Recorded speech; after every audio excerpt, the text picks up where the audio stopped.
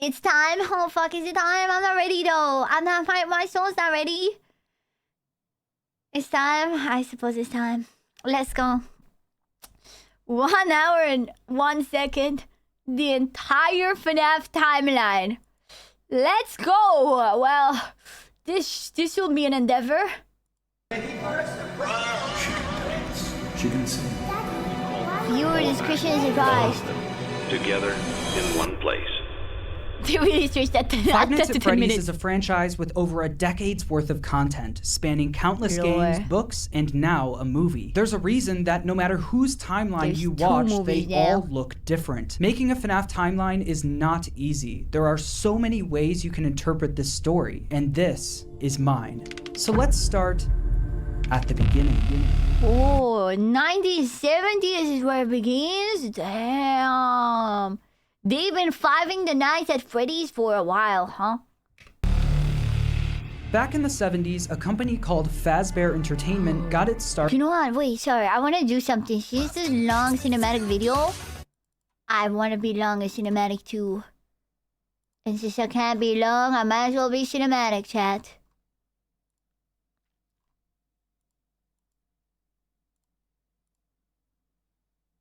Okay, watch this.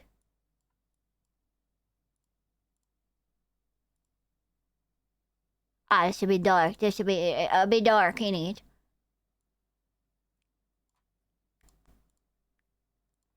Can I watch this? Is mine. So let's start at the beginning. Oh. Back in the 70s, a company called Fazbear Entertainment got its start by creating different props and mascot costumes for carnivals, and specifically for something called the Fall wait, Fest. it's the elephant guy. Wait, is this with the hippo? With the horrible hippopotamus that I hate? The hippo whom I hate? The Fall Fest featured various mascot characters, such as a bird, an elephant, and the most popular of all, Fredbear and Bonnie. These specific mascot costumes were so popular, Fazbear Entertainment opened a dedicated restaurant for them called Fredbear's Family Diner, featuring the same Fredbear and Bonnie mascot costumes from the... Isn't that the one that's like glitch trap? Or the one that's like... You know, it's the one that's like Bonnie or whatever. Not Bonnie. The other one, like the white woman jump scare, right? Is that am I confusing my FNAFs?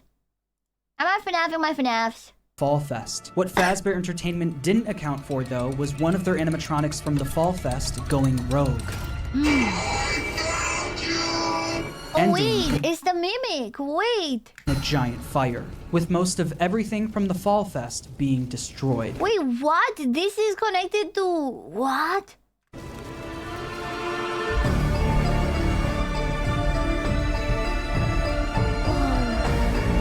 We're watching an actual movie, chat. Man, that's a movie. The mimic. Dude. I'm sad. Whoa.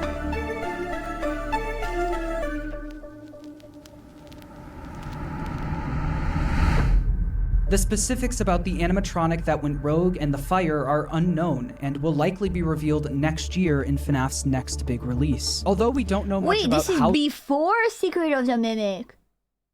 Wait, what the hell? What the hell? I didn't play Secret of the Mimic, but I didn't understand anything that connected to the lore. This fire occurred, we do know that after the fire, Fazbear Entertainment started phasing out of the mascot costume era. They needed something new. The two men who helped found Fazbear Entertainment, William Afton and Henry Emily, stepped up to the plate. William Afton was mostly the business... Look at him. He's so handsome. Look, I'm purple. He's so purple, he's making me purple.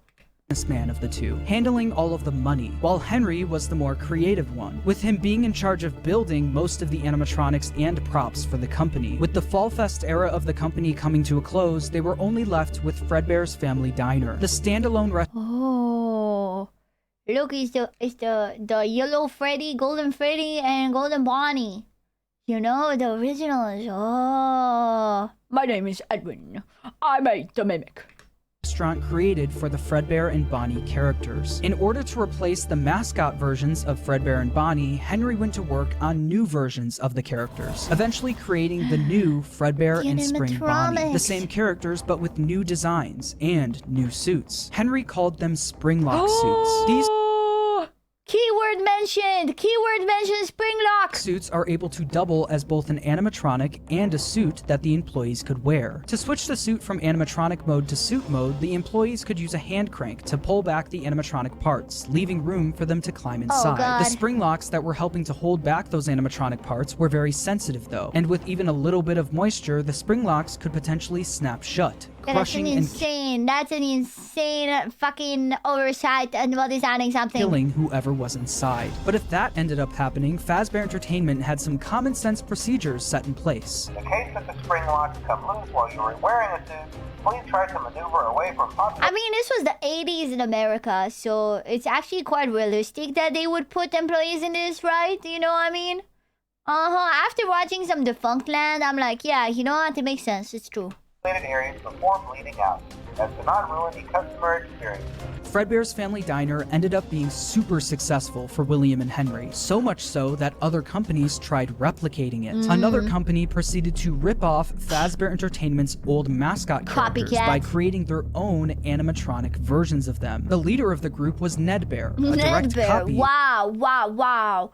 So original, Ned Bear. of Fredbear, followed by a hippo, an elephant, and a frog. All characters from the Fall Fest, and all with slightly different designs to avoid copyright issues. But while the rival company was able to replicate the designs, they could not replicate Henry's state-of-the-art technology. Their robots were poorly made. Animals, thank you for the sub! Thank you for watching the entire FNAF timeline! The hippo needs to burn, bro, I hate him. And had to have giant batteries with exposed wires on stage with look them. at that. Naturally, the rival company failed and ended up being bought out by Fazbear Entertainment. With all of the success from Fredbear's Family Diner, William and Henry decided Thank you for the best Kirby sauce! Yeah. to branch out and create more characters for a new restaurant. Wait, let me do something real quick. Let me do something unrelated real quick. Okay, something real quick. Something random. Okay. There we go, man. Okay, unrelated to anything, but let me be real with you for a second, man. This FNAF floor is going crazy. In 1983, William and Henry opened Freddy Fazbear's Pizza, featuring Freddy Fazbear, Bonnie, Chica, and Foxy. Yes! With the opening of Freddy Fazbear's Pizza, Fazbear Entertainment was experiencing success like they've never seen before. But with two restaurants now open at the same time, more success also meant more... Dude, I can tell a furry artist through these, by the way. Just wanted to point that out. I'm gonna be real with you for a second. Okay, I'm gonna be real with you again. I can tell a furry artist through those. work for William and Henry. The duo were so wrapped up in work that they started neglecting their own families. William was the father of 3 kids, the eldest, Michael, the crying child, and Elizabeth. The crying child has yet to have a 100% confirmed name, so for this video, he will just be called the crying child. Meanwhile, Henry had 1 kid, a daughter named Charlie. The business partners spent most of their days working, so they both created— They were doing old man yaoi at the office and neglected their kids and wives, man. different ways of taking care of their kids. Henry was the robotics genius, so he used his talents to create a new animatronic to watch Charlie for him. It was called the security puppet. Dude, okay, I'm sorry. If you're making something to watch your child, why you make it look so creepy, man? Why make it so creepy? Animatronic would sit by the door of Freddy Fazbear's Pizza and make sure that Charlie wasn't able to leave the building. This made it so Charlie could play at the restaurant while Henry worked, without Henry having to worry about her leaving the building or getting kidnapped. The robot was linked directly to a green— Dude, imagine being a super genius engineer and you make a creepy ass robot to take care of your daughter. God damn. bracelet that Charlie was wearing. If Charlie, wearing the green bracelet, tried leaving the building, the security puppet would spring into action. William, on the other hand, was the businessman of the company. He cared more about making money, but also saving money. Naturally, he decided to just force his eldest son Michael to babysit while he was at work. I've been there, bro. I was the older sister that was forced to babysit my younger brother, man. Let me tell you, it doesn't end well, because that kid that you're making to babysit, even though if they're a bit older, they're just still a kid, okay? Like, I feel like if you have, like, a kid that's slightly older and a younger kid, people have the expectation that the older kid has to be a perfect parent to the younger one. They're not gonna be, you know, like, at the end of the day, a 14-year-old is still a 14-year-old. Even though they're older than a 7-year-old, you know? Definitely not real-life experiences, but, you know...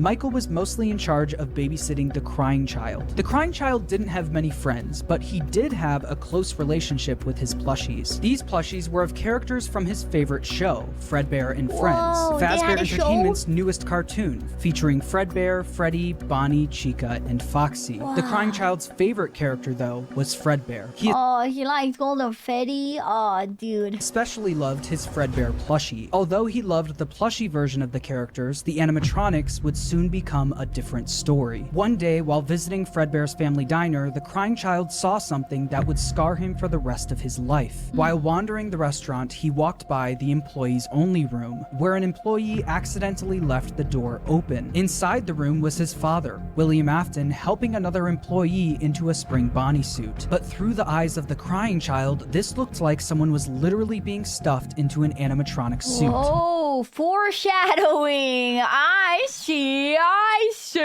Oh. The crying child was so young that he wasn't educated on how the mascot characters worked, so seeing a human be put inside of one terrified him. When a child experiences something traumatic, their brain naturally tries finding ways to deal with that trauma. The crying child's way of dealing with his trauma was by creating an imaginary friend. This imaginary friend took the form of the object he loved the most, his Fredbear plushie. His new imaginary friend Fredbear followed him wherever he went, shape-shifting into... I did see this in FNAF 4, is it? I did play the games, but obviously, with games like this, playing the game doesn't mean you understand, so I had no idea what the hell was up with this guy. Flowers, hiding behind cars and in the sewers, with nobody being able to see him except for the crying child. When the crying child was overwhelmed, the plushie would talk to him and try to calm him down. Even when the plushie wasn't around, it was still able to speak to him because it lived in his mind. While the crying child was dealing with the trauma of seeing what he thinks was someone being stuffed into a suit, his brother Michael was only making it worse. Michael knew about what happened with his younger brother and used it against him. Every day while babysitting the crying child, Michael would put on a Foxy mask, hide somewhere in the house, and jump scare his little... yeah, that's typical older sibling behavior, okay? Typical older sibling behavior. You forced to babysit a younger kid when you could be out having fun. brother.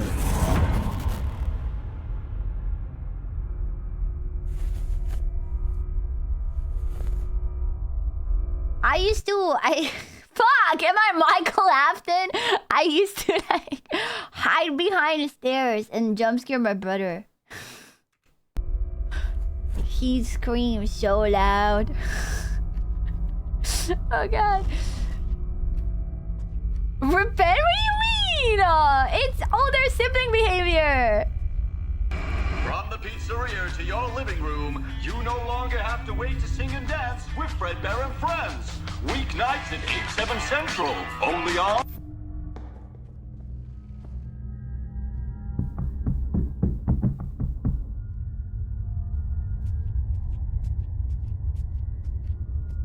Monka. Monka. Ooh.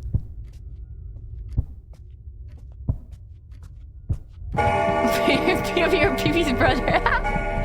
No. Monka.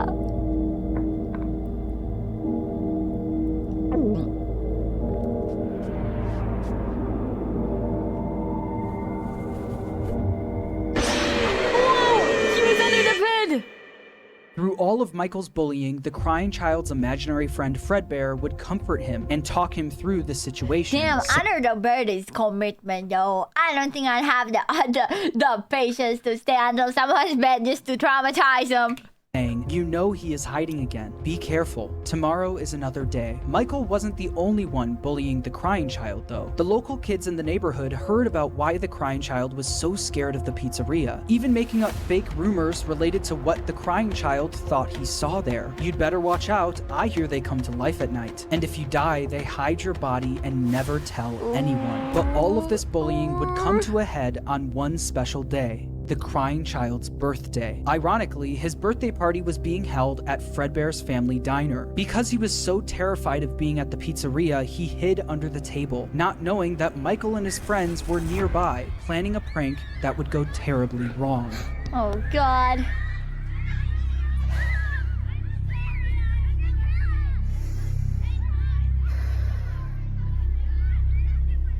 Make sure you grab your pizza. Fredbear and Spring Bonnie will be performing in 5 minutes. The animations are so good.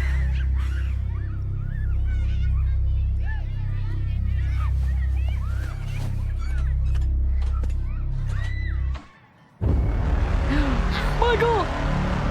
Don't leave me here!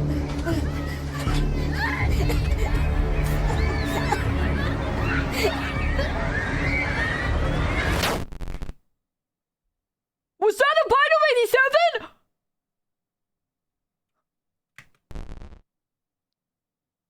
Michael and his friends lifted the crying child up to, quote, give Fredbear a big kiss, and Fredbear bit down on him, leaving his body to go limp. Michael and his friends quickly stopped laughing. This is so sad. Like, you know, Michael didn't mean to do that, right? Okay, that's sad. Because of Michael's immature behavior, his terrified younger brother paid the ultimate price. It is at the end of the day the fault of fucking William. You know, because like, you should just never leave a child to take care of another child. It is just one of the worst things you can do for one of your kids, to rob them of their childhood and their life, is to force them to babysit their younger sibling like constantly. It's one thing to be like, hey, can you look after your brother a little bit? I'm going to the store. It's another to be like, fucking, your entire life responsibility to take care of this other child. You didn't ask for this. You are a kid as well, but this is now your life. You know? I think I just relate to Michael too much. Obviously, I would never do something that I would think would possibly kill my brother, even as a kid. So it is a bit different, right? But I do relate. I do understand. Like, I do understand how Michael is not like an evil guy that was just trying to like be as evil as possible to his brother. Crying child was badly hurt, he didn't immediately die. Because of the immense brain damage, he slipped into a coma. After being treated at a hospital, the crying child was taken home so he could be comfortable, surrounded by his only friends, his plushies. In the crying child's final moments, Michael decides to apologize for what he's done, saying, "Can you hear me? I don't know if you can hear me.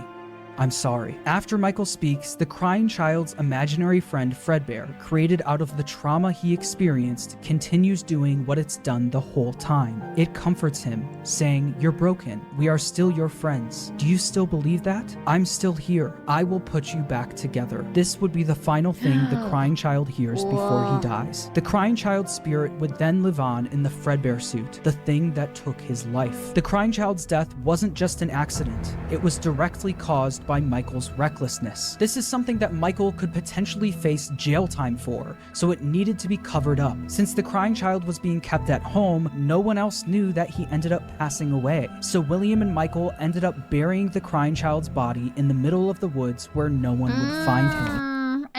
Now, see, I don't know if I agree with this midnight motorist take. No tombstone, no flowers, just a pile of Well, it's not midnight motorist, but dirt, an unmarked grave, and a lifetime's worth of guilt that Michael would have to live with. Shortly after the incident, Fredbear's family diner was quickly shut down, and Fredbear was completely wiped from existence. The Fredbear and Friends TV show turned they got rid of Fredbear! They got rid of Fredbear! No! to Freddy and Friends on tour. The Fredbear and Spring Bonnie Springlock suits also ended up being moved into the back room of Freddy Fazbear's Pizza, mainly being used Freddy as... and Fredbear are not the same, turns out. Freddy is the brown one, and Fredbear is the yellow one. Spare suits if one of the Freddy's animatronics broke down. The death of William Afton's youngest son was a pivotal moment in this story, specifically William Afton's story. This was the first domino to fall. A father losing his son is a traumatic situation, and while any other father would take time to grieve, be sad, and properly deal with such a big loss, William Afton took a different route. Afton definitely was upset about his son dying, but it wasn't because he felt bad for his son, it was because it was embarrassing to him. William Afton was a narcissist. He had little to no empathy. All he cared about was work and comparing himself to his business partner, Henry. Toxic doomed yaoi is how it goes. Henry had a wife, a kid, and a That's talent- you? What do you mean that's me? I have so much empathy. I almost cried at the part where Michael apologized to the crying child that he was dying. Even now, talking about it, I can feel tears well up in my eyes. The fuck you mean?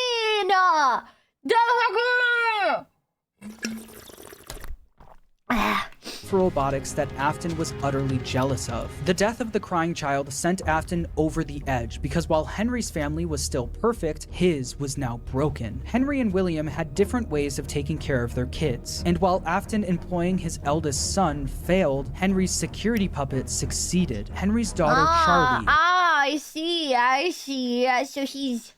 That's crazy. That's an insane takeaway to take from this. It's like my son up, like... the other guy's security puppet worked.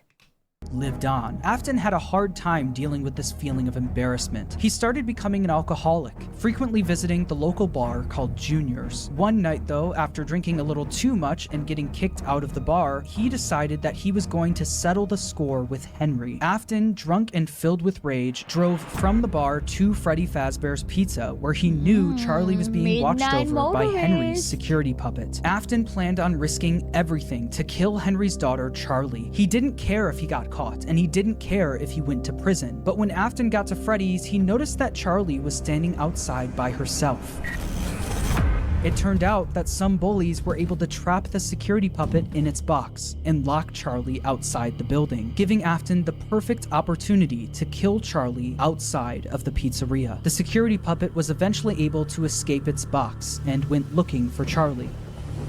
As Afton sped away, the puppet noticed that Charlie was outside in the pouring rain. It then did what it was programmed to do and went to protect her. But as the puppet got closer to Charlie's body, the rain started making it short circuit. It was forced to crawl its way over to her until the rain got to be too much and the puppet shut down right next to Charlie's body. While Charlie and the puppet lay lifeless next to each other, Afton was speeding home. Maybe that creepy ass puppet wasn't such a bad guy after all. Driving right past where he buried his son and the bar he got kicked out of. When Afton got home, he was met with his wife sitting in the living room watching TV and Michael in his bedroom. Afton was a drunk and abusive father and fully blamed Michael for what happened to his youngest son. Mrs. Afton tells him to leave Michael alone because he's had a tough day, but Afton doesn't listen. He goes over to Michael's room and pounds on the door, only leave Michael alone! for the door to be locked. He then makes his way around the house to try and find a way in from the outside. But once he gets to Michael's bedroom window, he notices that it's broken and Michael was gone. Michael was so upset by what he did to his brother that he would sometimes see visions of Fredbear appear and disappear. See, Michael's just a guy, man. Michael's just a guy. Tonight, Fredbear appeared outside his bedroom window, and it almost felt like his brother was calling out to him from beyond the grave. This would happen frequently, and every time it did, Michael would run to the spot where they buried his younger brother, only to find that nothing had changed. His younger brother was still gone and buried in the ground. Afton knew Michael did this often, saying, "Ran off to that place again. He will be sorry when he gets back." The guilt of killing his younger brother haunted Michael in his real life, but also in his dreams. Michael would constantly have nightmares about the animatronic that took his brother's life. These were the exact same nightmares his younger brother used to have every night, now passed on to him.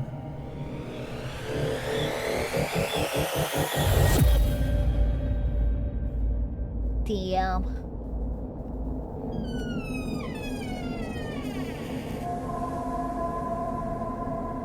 They were just kids, man. They were just kids. Oh god, it's FNAF 4 type beat. Oh my god.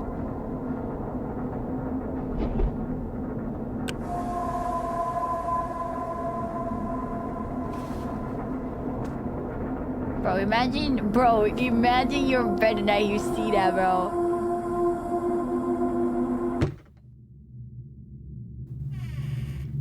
Oh no, Fox is in the closet, man. You want to getting close to it.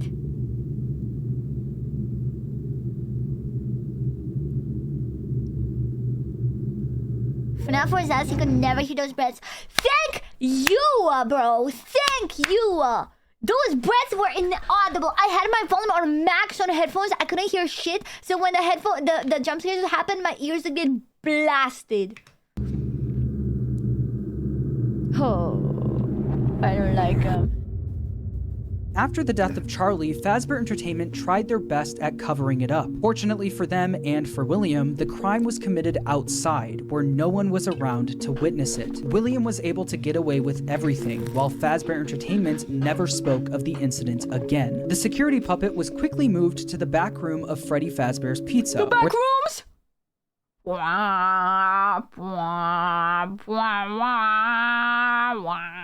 I've seen so much gameplay that I never hear the best, bro. I'm telling you, it's just not real.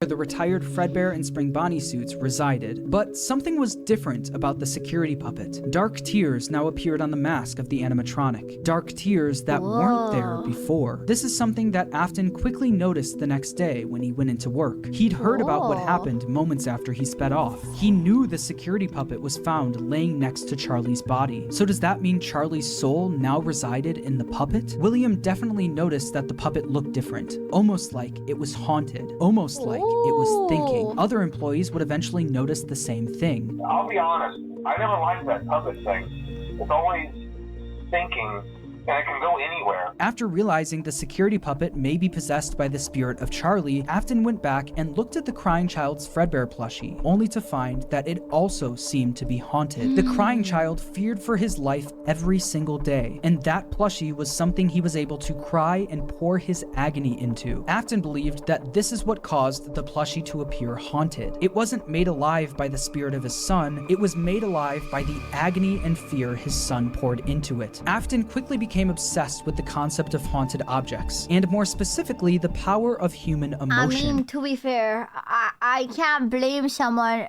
for discovering that possession might be real and being obsessed by it. Like, that's a pretty huge thing. You know what I mean? If there's a thing to be kind of obsessed with after, you know? He needed to find out if this is something he could take advantage of. Afton then used all of his money he made from Fredbear's and Freddy Fazbear's Pizza to build a giant underground facility directly under his house. It was here that he would try to recreate what happened with his son, to recreate the fear and agony he experienced. In order to do this, Afton didn't take any chances. He needed to replicate exactly what his son went through every day. In order to do this, Afton built a replica of his house underground, along with his son's daily walk to Fredbear's family diner. He also built a makeshift bedroom where he could force kids to have the same nightmare every night. That's crazy. I've never heard of this being part of the FNAF lore. Bro, in a fake bedroom? In his office, watching them on the cameras that could be accessed using the passcode 1983, the year his son got bit. He also kept the crying child's Fredbear plushie on the desk as a reminder of what he was trying to replicate. In the makeshift bedroom, there were dummy animatronics that wheeled down the hallway. He was literally making FNAF 4. But the kids wouldn't see them as just blank dummies on wheels. Afton would pump hallucinogenic gas into the room to get the kids to think that what they were seeing was a monster. These nightmare gas canisters were being stored all throughout his underground facility, and on the bed of this makeshift bedroom was a Freddy plushie, in the hopes that the kids would pour their fear and agony into the plush, like his son did to his plushie. On the other side of the bunker, where Afton recreated the crying child's... I don't get it. This feels... like, this is like a theory video, right? Like, everything in this video is like not confirmed because that's the nature of these games. But this is so far the thing that feels the most kind of reachy. The fact that he had like a whole thing to remake. It's pretty much confirmed. That's crazy. That's insane. Furbean, thank you for the gift sub. I've never heard of this part of the lore, bro. Walked to Fredbear's, he placed a bunch of Fredbear plushies all over the place. These Fredbear plushies had walkie-talkies inside of them. This was Afton's way of recreating his son's imaginary friend that would talk to him wherever he went. Afton would speak to the kids through his walkie-talkie sitting in his private office. After setting up the bunker, Afton was only missing one more thing: the kids to run these experiments on. He needed a way to kidnap... I thought he just killed the kids, you know? Like, I thought he just found them and killed them. I didn't think he made like an underground lab where he replicated the bedroom of his child and put plushies on. And capture kids without being caught, and he had the perfect way to do it. The show will begin momentarily. Everyone, please stay in your seats. Enter Circus Baby and the Funtime animatronics. These robots... I love Funtime Freddy. He's very, I can't say the word or I'll get the video age restricted again. Were specifically built by Afton to capture kids, featuring He's Circus very slay. I'll say that much. He's slay. Baby, Funtime Freddy, Funtime Foxy, and Ballora. They feature advanced technology such as parental tracking, voice mimicking / luring, and storage tanks. Circus Baby, the star of the group, was even able to make ice cream as a way to lure kids to her. Whoa. Once the kid got too close, a giant claw would reach out, grab them, and lock them in the animatronics storage tank. Some of the board members from Fazbear Entertainment were suspicious of these new animatronics. She can dance. What? There's nothing weird about an animatronic that kidnaps children. She can sing.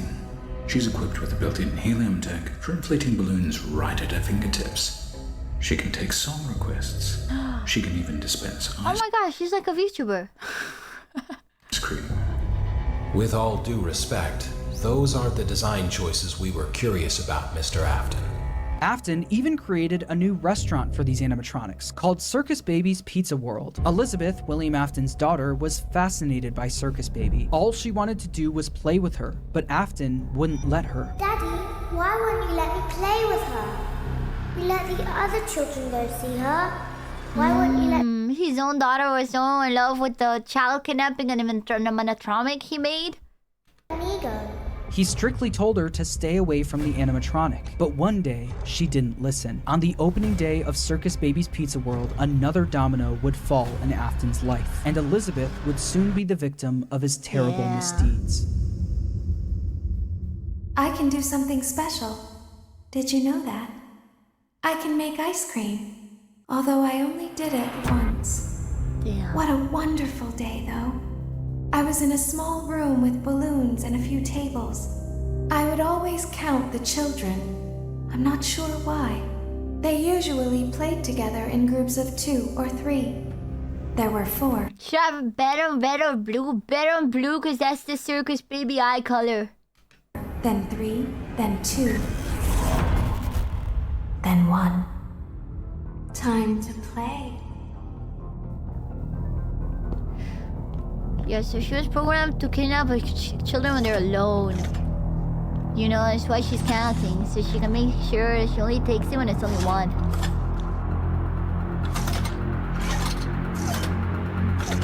Ice cream.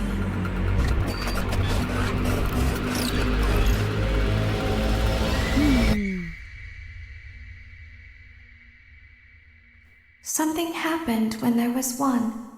I was no longer myself. There was screaming for a moment, but only for a moment. In an instant, Elizabeth was grabbed by... You did not describe kind of bad, not gonna lie. Look, I'll say this much. If you want to go into Circus Baby, just make sure the eyes are blue when you go in, okay? If the eyes are green, it is not ethical to go into it, okay? Circus Baby and thrown into her stomach hatch. The sheer force of her being grabbed and thrown into the robot's storage tank was enough to kill her almost instantly. This is something that William wasn't able to test. That was until his... See, she has green eyes now. You're not allowed to loot her now.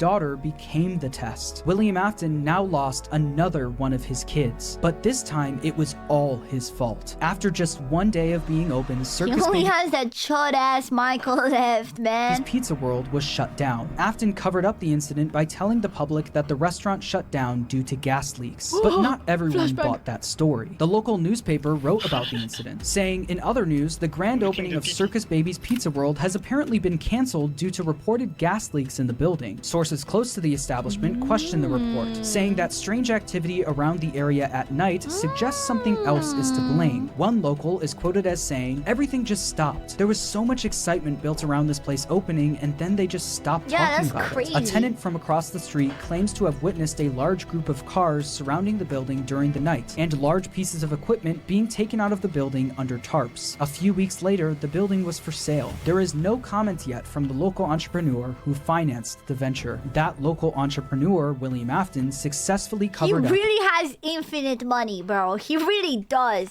everything. He was able to bring Circus Baby and the Funtime animatronics back down into his bunker, but once he got them there, he noticed something was different about Circus Baby. One distinct feature about Circus Baby was her blue eyes, but what once was blue eyes now were green, the same color as Elizabeth's. In that moment, he knew that his daughter's soul attached itself to the robot. Her soul lived on in Circus Baby. Afton knew that the way Charlie went on to possess the puppet was sloppy, and it was hard to recreate without getting caught. But what if the kids' bodies were hidden where no one would ever look? What if... Okay, but what the hell happened to the whole replicating a fucking bedroom with gas? Like, did he end up having any kids run that one? Or no? Like, did any kids run through the whole replicated bedroom galaxy gas haunted house? Or did he just make it and then, like, 10 properly? Damn. Just like his daughter. I thought he made Circus Baby so he can take kids to do that with. So maybe that's the thing. He made that whole thing, the replicated bedroom, and then was like, okay, now I need some kids, so I'm gonna make an animatronic that steals kids when they're alone. But I think maybe Circus Baby wasn't meant to kill kids when it kidnapped them, maybe, because that would defeat the point, you know? Their bodies were stuffed into the animatronics. For Afton, Elizabeth's death quickly went from just another inconvenience to a scientific breakthrough. Afton was one step closer to harnessing the power of life itself. But one successful experiment wasn't enough. Just like the fear experiments he built in the bunker, he needed to replicate exactly what happened. He needed to recreate the accident, and he knew exactly how he was going to do it. Using the Funtime animatronics again wasn't an option. Circus Baby's Pizza World was shut down, and the public was already getting too suspicious of the animatronics. But he didn't need the Funtime animatronics. He was going to run the experiment himself. On June 26, 1985, William Afton made his way to Freddy Fazbear's Pizza. There, he would put on the old Spring Bonnie suit from Fredbear's to lure 5 kids into the back room. The back room. Took a swim with my new friend. Didn't care, I jumped right.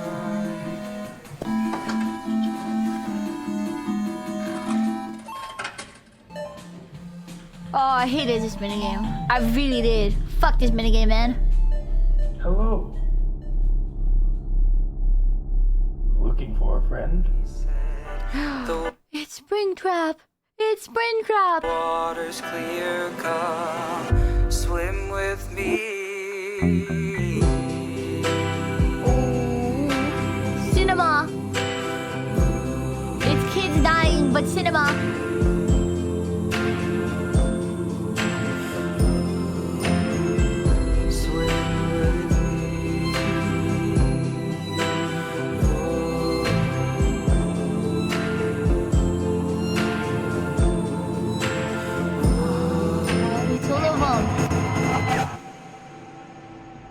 One by one, Afton killed them and stuffed their bodies into the animatronics. Susie was first, being stuffed into Chica. Gabriel went into Freddy, Jeremy into Bonnie, Fritz into Foxy. Do you have names?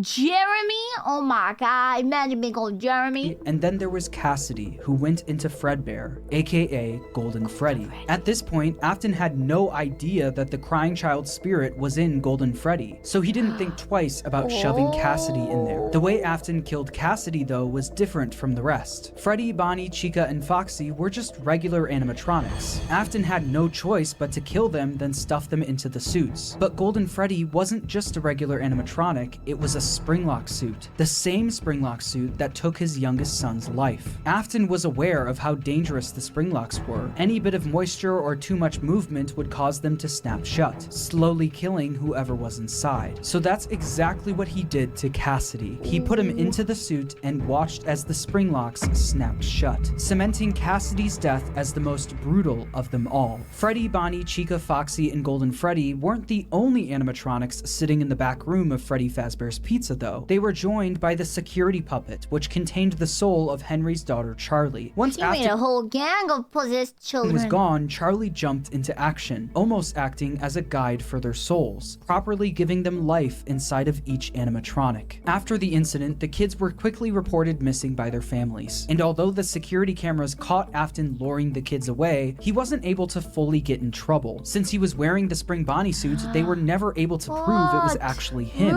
Afton also hid the kids' bodies where no one would ever look, so the bodies were never found. Unbelievably, Afton was able to get away with yet another crime. Because of all the that's like 4.5, man. What do you mean another? That's like 5 more. bad press that came from the missing children's incident, people stopped coming to the pizzeria. After months of customers no longer showing up, Fazbear Entertainment officially shut down Freddy Fazbear's Pizza. Shortly after the pizzeria shut down, Afton decided to pull the Funtime animatronics out of retirement and finally get his underground facility fully operational. He knew he couldn't try opening This motherfucker loves to build underground, man. another Circus Babies restaurant, so he We're halfway in, man. We're halfway to the video. had a new idea. Due to the massive success and even more so the unfortunate closing of Freddy Fazbear's Pizza, it was clear that the stage was set, no pun intended, for another contender in children's entertainment. Unlike most entertainment venues, our robotic entertainers are rented out for private parties during the day.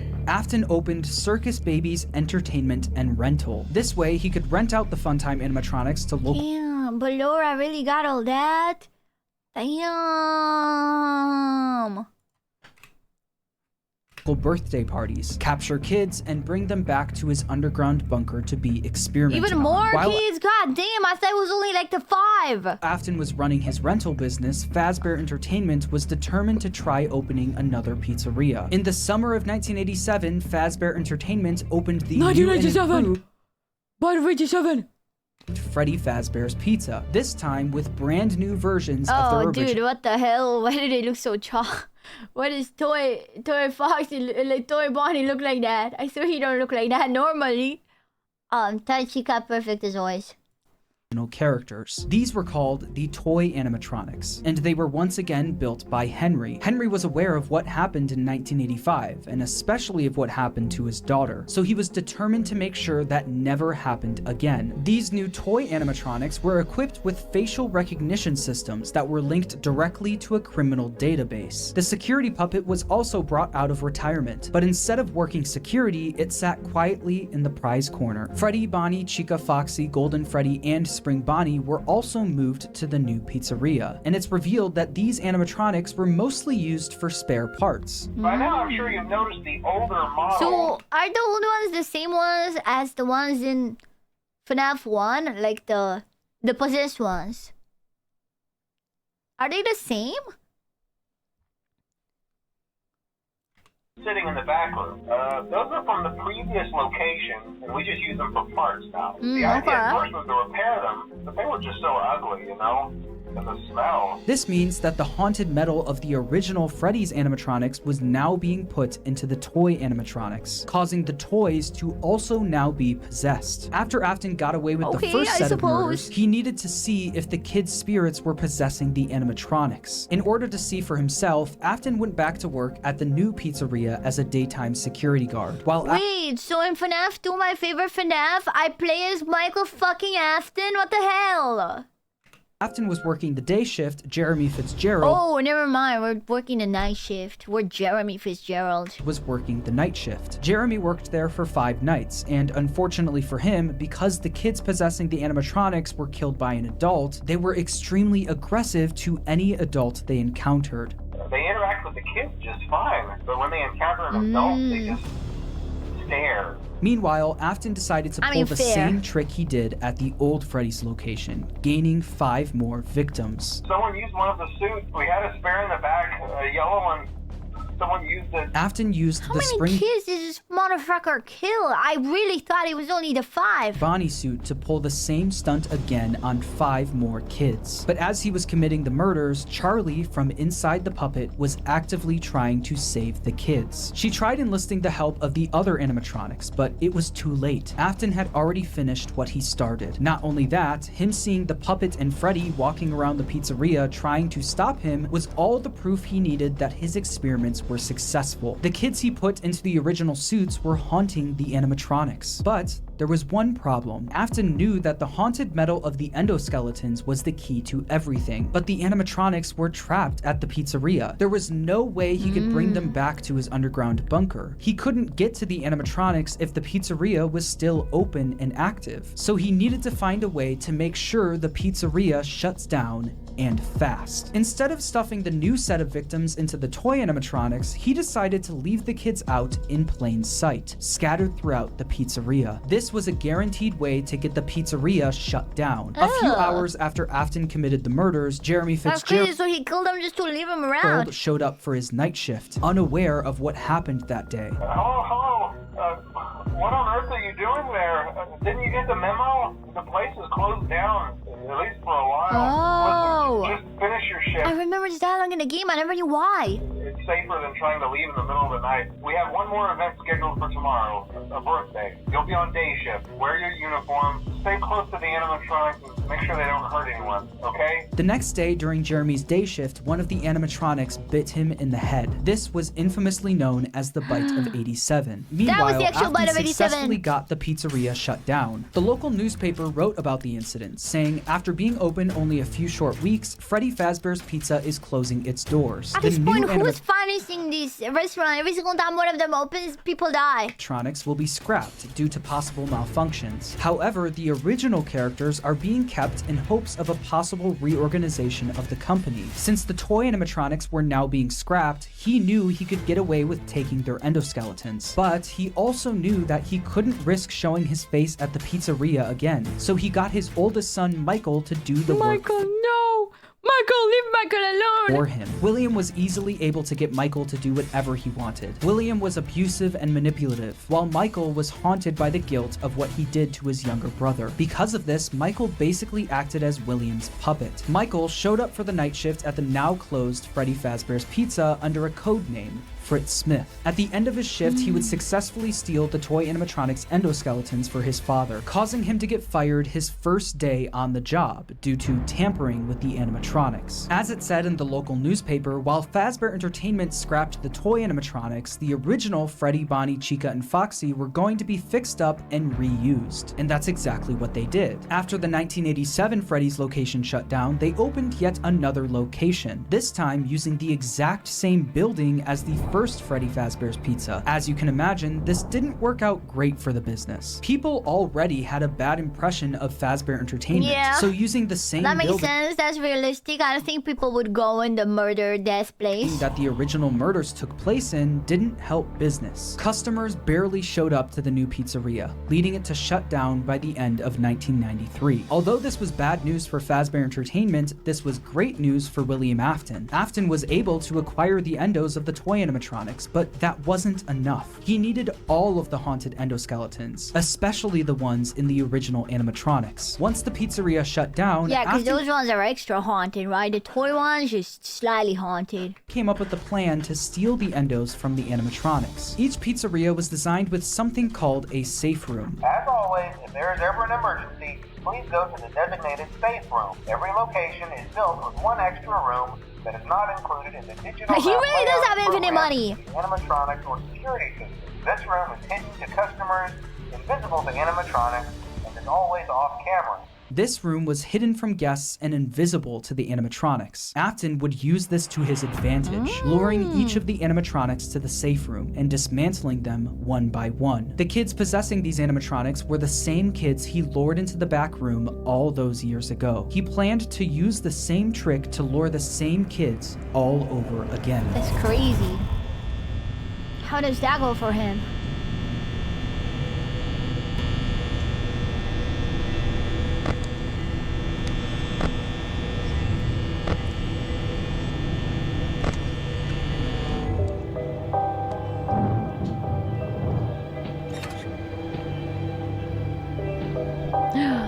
Yo, that's a rave, Freddy.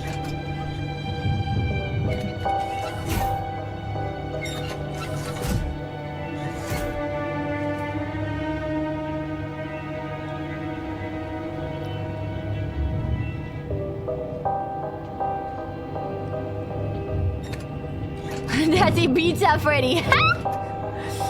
He beats up Freddy, no. He's being lured.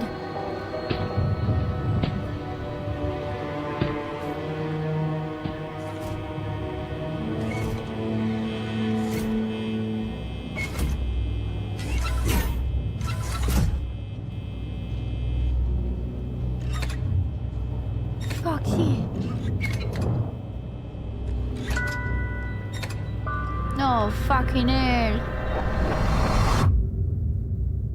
Oh my god, look at him. He's doing a victory royale dance. He's doing a victory royale dance on top of him. Once he finished dismantling each animatronic and stealing their endoskeleton, he brought them down to his underground bunker, where he would melt them all down into one liquid substance. Back into the underground bunker you go. Called Remnant. Not only did Afton rob these kids of their lives, he would use their souls long after they're gone for his own personal gain. From melting them into a pot, man. He melted them into a pot.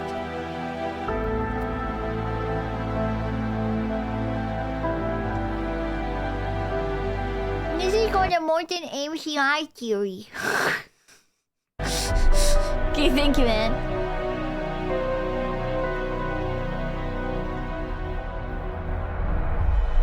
He always comes back to his bunker. Turns out. Oh damn. He's holding him like a burger.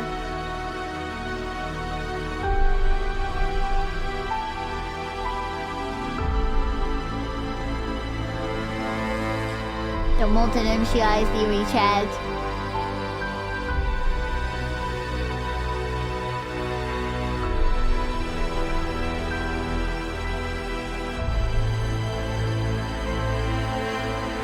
I mean, I get it though. Not the whole killing children part, but the whole not doing this for any type of profit part. Because like sometimes in life, you really do just find something that like you just want to do or discover or make, and there's like no profit incentive. I know we live in like hyper capitalism, so we don't really think about it anymore, but humans did used to do things without profit motive being involved. So I do get why he's doing it. Obviously not the children killing, you know. It's just that he's locked in for it.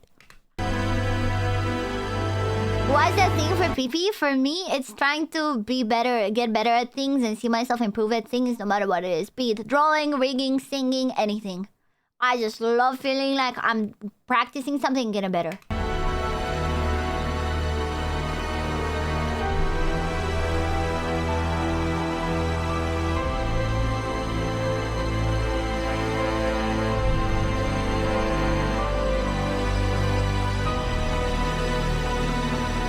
Languages is weird. I felt so epic when I started to understand Spanish.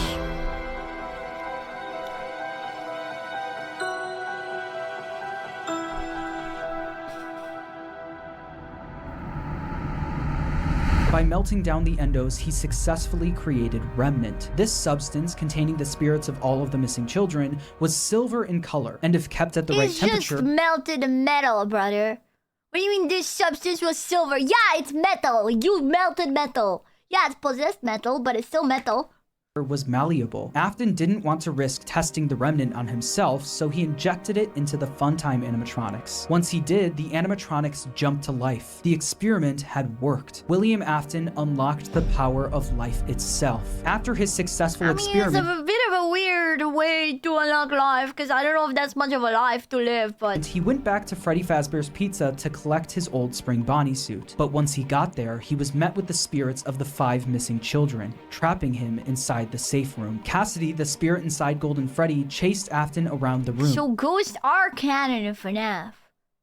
So there not only is there the remnant part of it, there is also there's also real ghosts, like actual just ghosts.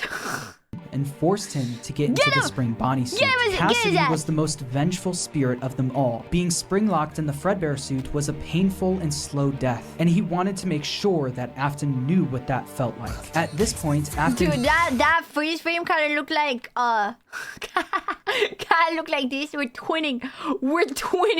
Knew how a spirit could live on. As long as he was inside the suit, he knew he'd be back. You know what, since this is a horror video, should I do the rest of the video with this toggle? 1423 Yo, gifted a tier 1 sub to Zile 0. Thank you, They thank have given you. 1577 gift subs in the channel. Thank you.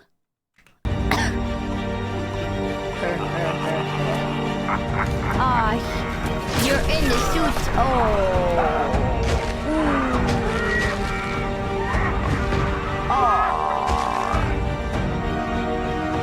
Unlucky.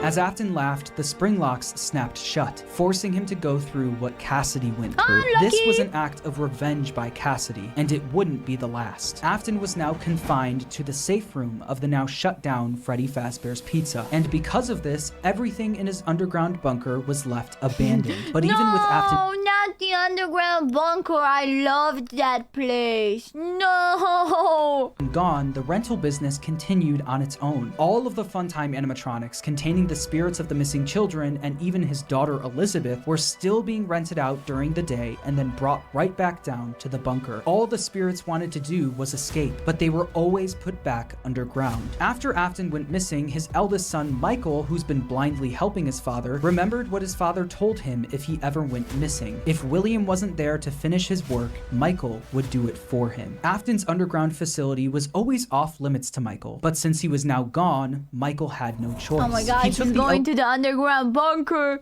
Michael, don't go to the underground bunker, Michael. Dude.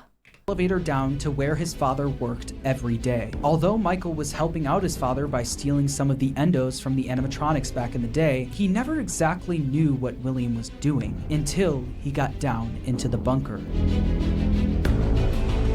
I mean, yeah, how is he supposed to guess all this? I mean, pretty impossible to guess. Oh, my dad's killing a bunch of children and experimenting with making them possess animatronics. I just think that, oh, my dad has an animatronic business, so he wants the endoskeleton to study them to make new animatronics.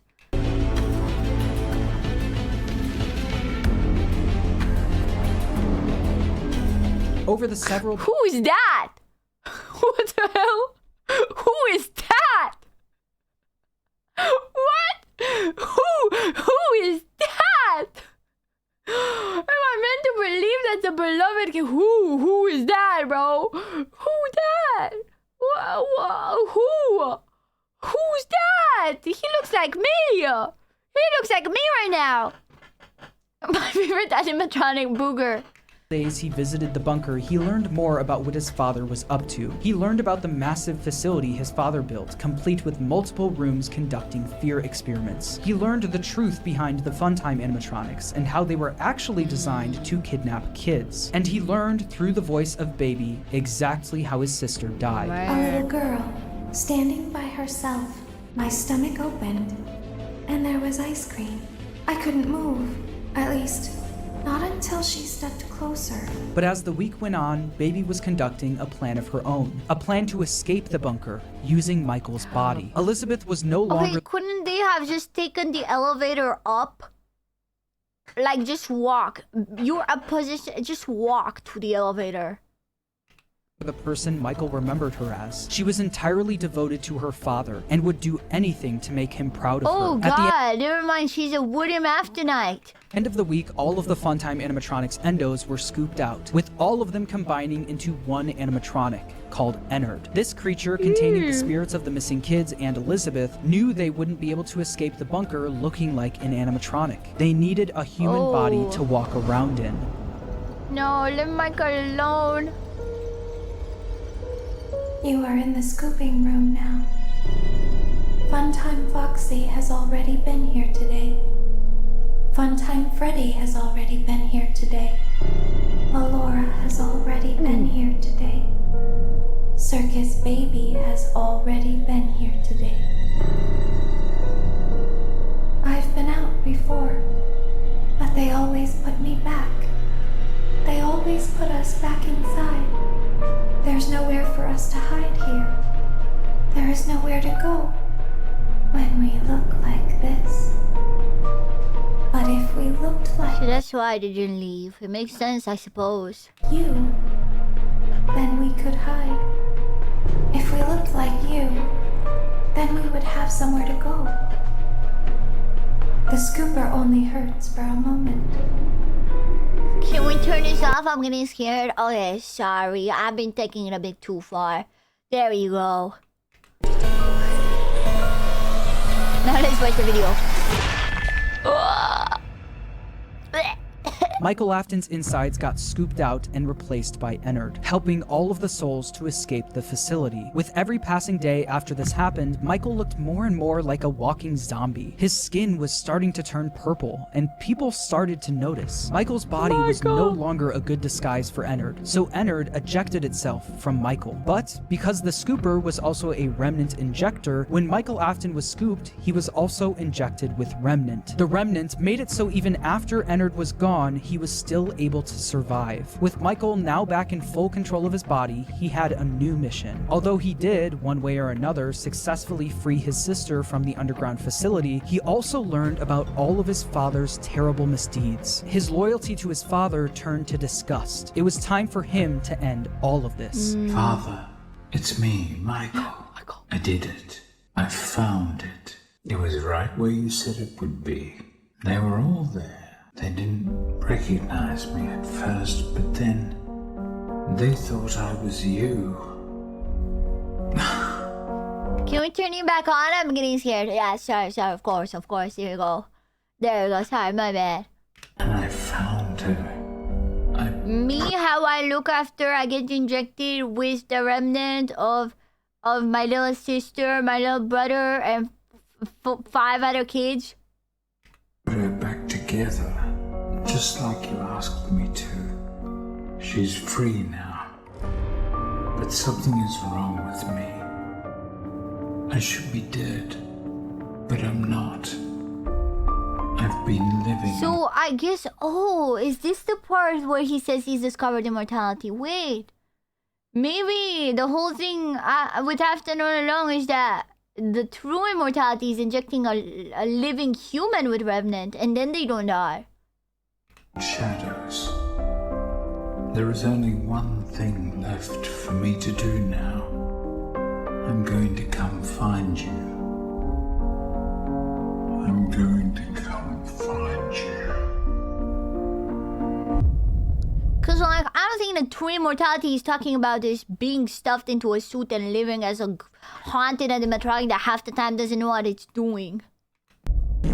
Michael would spend years searching for his father with no luck, until a new ad in the local newspaper caught his attention. Someone decided to open something called Fazbear's Fright, the horror attraction. Local amusement park is getting ready to scare your socks off with a new attraction based on the unsolved mysteries of Freddy Fazbear's Pizza. Featuring actual relics from the decades-old pizzeria, this new attraction is guaranteed to bring back your childhood in the worst possible way. As if using the crimes of his father to make a profit wasn't bad enough, they also went back to the old pizzerias and collected any objects they could find to put on display at the attraction. Michael immediately applied for the job That's a business mindset, man. Of the security guard with the sole intention of burning the place to the ground. When he got there, he saw the remnants of his past. The shells of all of the animatronics, missing every single one. Fun fact, this game technically takes place in like 2030, according to like some lines of dialogue. It's very fucky. The timeline gets very fucky with this game, because I'm pretty sure like this is in the future for us right now. Of their endoskeletons. He knew they could only find the shells of the animatronics because he and his father stole their endoskeletons all those years ago, leaving only the shells behind. On day 2 of working at the attraction, he got word that they found a real animatronic. You're not gonna believe this. We found one. A real one. This real animatronic ended up being his father, still inside the Spring Bonnie suit he died in decades ago. Even though his father was now in the building with him, he still decided to go through on his plan, all in an effort to end his father once and for all. Michael then rigged the wiring in the building to catch fire, burning the horror attraction to the The avatar jump scare me? What? No, the only scary thing is the FNAFs, not my beautiful face. Bit rude, ain't it? When I have such a beautiful, hot, realistic VTuber model. Bit rude, a bit rude. Ground with his father inside.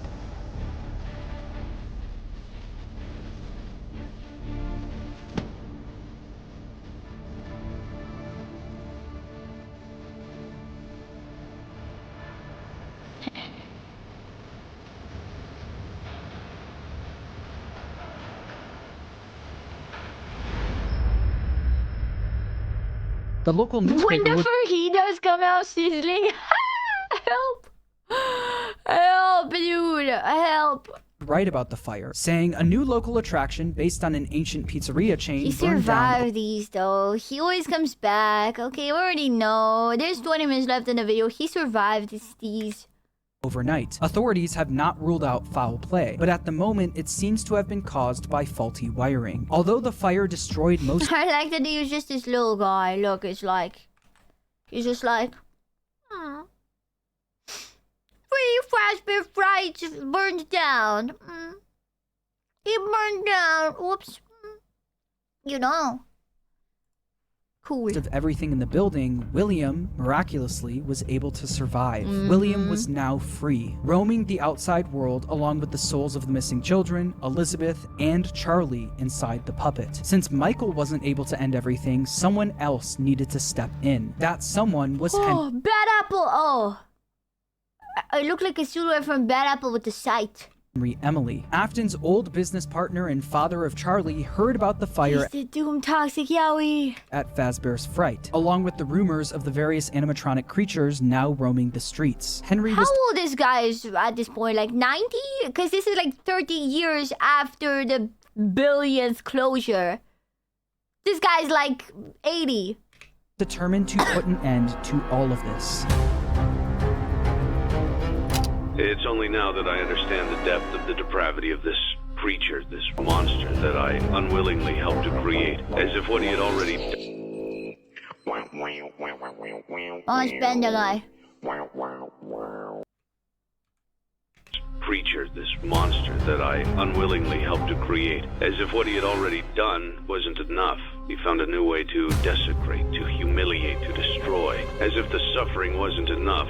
The loss of innocence, the loss of everything to so many people. Small souls trapped in prisons of my making, now set to new purpose, and used in ways I never thought imaginable. He lured them all back to a familiar place, back with familiar tricks. He brought them all together. Are they still aware? I hope not. It keeps me awake at night. I could make myself sleep, but not yet. Not until I undo what he has done and heal this wound. A wound first inflicted on me, but then one that I let bleed out to cause all of this. He set some kind of trap. I don't know what it was, but he led them there again. He overpowered them again, and he robbed them of the only thing that they had again. I don't know how those tiny breaths of life came to inhabit those machines, but they will never find rest now, not like this. I have to call them all back, all of them, together in one place. By gathering all of the animatronics in one place and locking them in the same room, he would be able to burn them all to the ground for good, effectively. Who the hell is bro? Who the hell is bro? Who invited bro? Also, I hate this Springtrap design. I hate it. No, bring it back. Bring it back to Springtrap from 3. Nah. Freeing their spirits in the process. In order to do this, Henry created a new restaurant called Freddy Fazbear's Pizza Place. He knew that the spirits and William couldn't resist coming back to a new location, even if it was all just a trap. Charlie was different though. She was smarter than the rest, so Henry knew she wouldn't be as easily fooled. So he created an animatronic called Lefty, standing for lore and capture. Lefty? Didn't know FNAF was woke. Fuse, transport, and extract, specifically to capture the puppet and bring it to the pizzeria. While trying to find someone that would help him carry out his plan, one person showed up for the job. A person who was also determined to finally end all of this. Michael Afton. Day after day, the animatronics roaming the streets would show up in the alleyway next to the pizzeria. Baby, aka Elizabeth, the souls of the missing children, and the crying child, now appearing as Molten Freddy. I guess they split up. I guess Elizabeth and other ones didn't get along and they split up. Charlie and Lefty and his father, William, all showed up in the back alley. Michael would then collect each animatronic and throw them into a facility under the pizzeria, designed to be a maze with no exit, where the animatronics would roam around without even knowing their I hated the gameplay of this one, man. I did hate the gameplay of this. Until the end of the week, where they would all be burned to the ground. With all of the souls, including William himself, now in one place, Henry's plan was in motion. As far as Elizabeth and William were concerned, this was a good thing. All of this remnant now in one place was all that they wanted, until Henry stepped in. Oh yeah, Elizabeth was still on his side. That's why they split. Wait, it makes sense. It makes sense that they split because Elizabeth was Daddy's little girl. You played right into our hands. Did you really think that this job just fell out of the sky for you? No, this was a gift for us. You gathered them all together in one place, just like he asked you to. All of those little souls in one place. I mean, aren't we Michael? Just for us. A gift. I guess she doesn't recognize us. Now we can do what we were created to do and be complete. I will make you proud, Daddy. Watch. Listen. And be full. Connection terminated. I'm sorry to interrupt you, Elizabeth, if you still even remember that name, but I'm afraid you've been misinformed. You are not here to receive a gift, nor have you been called here by the individual you assume, although you have indeed been called. You have all been called here, into a labyrinth of sounds and smells, misdirection, and misfortune. A labyrinth with no exit, a maze with no prize. You don't even realize that you are trapped. Your lust for blood has driven you in endless circles, chasing the cries of children in some unseen chamber, always seeming so near, yet somehow out of reach. But you will never find them. None of you will. This is where your story ends. And to you, my brave volunteer, who somehow found this job listing not intended for you. Although there was a way out planned for you, I have a feeling that's not what you want. I have a feeling that you are right where you want to be. I am remaining as well. I am nearby. This place will not be remembered, and the memory of everything that started this can finally begin to fade away, as the agony of every tragedy should. And to you monsters trapped in the corridors, be still, and give up your spirits. They don't belong to you. For most of you, I believe there is peace, and perhaps more, waiting for you after the smoke clears. Although for one of you, the darkest pit of hell has opened to swallow you whole. So don't keep the devil waiting, old friend. Michael. My daughter, if you can hear me, I knew you would return as well. It's in your nature to protect the innocent. I'm sorry that on that day, the day you were shut out and left to die, no one was there to lift you up into their arms, the way you lifted others into yours. And then, what became of you? I should have known you wouldn't be content to disappear. Not my daughter. I couldn't save you then, so let me save you now. It's time to rest, for you, and for those you have carried. Please, I need the Michael voice line. It's my favorite one. In your arms. This ends, for all of us, in communication. Michael. Henry putting fire to the animatronics. No, what the hell? I feel cocked. No, Michael. Oh, okay, wait. Okay. Okay, I will try my best. Okay, this, like this. There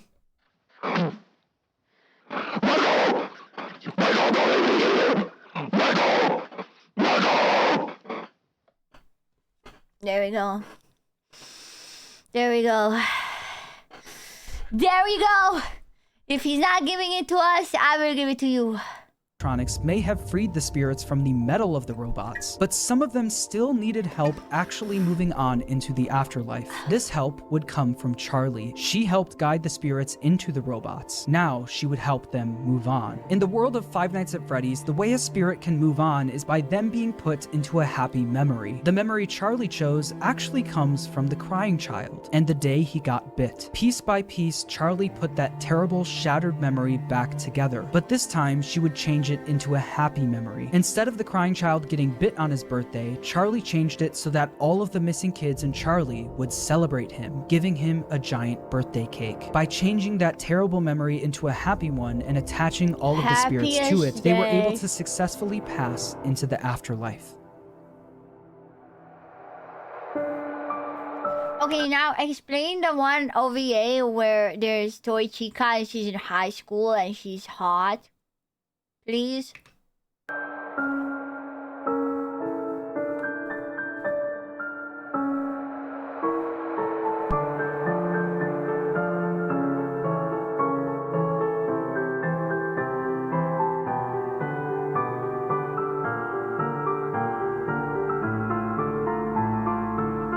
Cinema. Like I said, they were all able to move on. Except for one.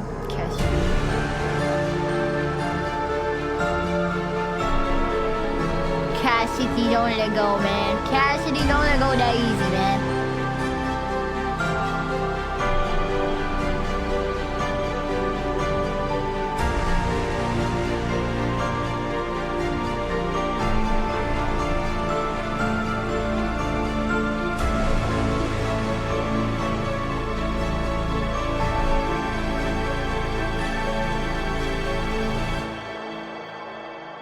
Cassidy, the most vengeful spirit of them all, Cassidy. I thought it was gonna be William. I'm like, what the hell? He's back? wasn't done yet. He decided to attach his soul to Williams, making sure that William was unable to move on. By attaching his spirit to Williams, he was able to trap Afton in an endless loop of death. He made Afton relive the biggest loop of death. Playing Five Nights at Freddy's! every one of his terrible misdeeds. The fear experiments, his underground bunker, and the pizzeria where Cassidy was killed. Afton experienced all of this while being attacked and killed over and over again by all of the animatronics from his past. Every time an animatronic would attack him, Cassidy would be there, reminding him that the suffering will never end. We've only just begun. I will never let you leave. I will never let you rest. He tried to release you. He tried to release us, but I'm not gonna let that happen. I will hold you here. I will keep you here, no matter how many times they burn us. Cassidy knew that Afton didn't deserve the afterlife. He deserved to pay for what he's done for all of eternity. But if you keep up with the franchise, you know that that's not the end of the story. Like I said at the beginning of the video, making a FNAF timeline is not easy, no matter what anyone says. In broad strokes, you can explain the basic plot, but once you get down to the motivations and the why of everything, you have to start filling in the blanks yourself. Some people who've helped me fill in the blanks that I'd like to shout out are Right Host for his theory about Cassidy being spring-locked in Golden Freddy. I think that makes a lot of sense and is really satisfying for the narrative. Also, I'd like to shout out MatPat for his theory about Midnight Motorist. After trying to figure that minigame out for years, I think your explanation makes the most sense. It's important for me to say that no one except for Scott Cawthon himself knows the exact story have a feeling Scott Cawthon doesn't know it either. Okay, I'm gonna be so for real. I have a feeling there's certain things that Scott Cawthon also doesn't know they're there. I have a feeling. Who's trying to tell. So please make sure to watch other people's timelines as well and come to your own conclusion on everything. And when the time is right, I'll be back to tackle the newer games in this franchise. Until then, make sure to subscribe and thanks for watching. Yes. That's a movie, man. My life is a movie.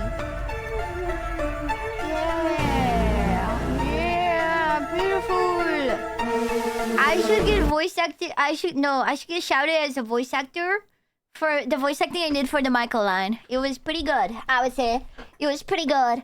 So no, there we go. That's FNAF. That's basically FNAF for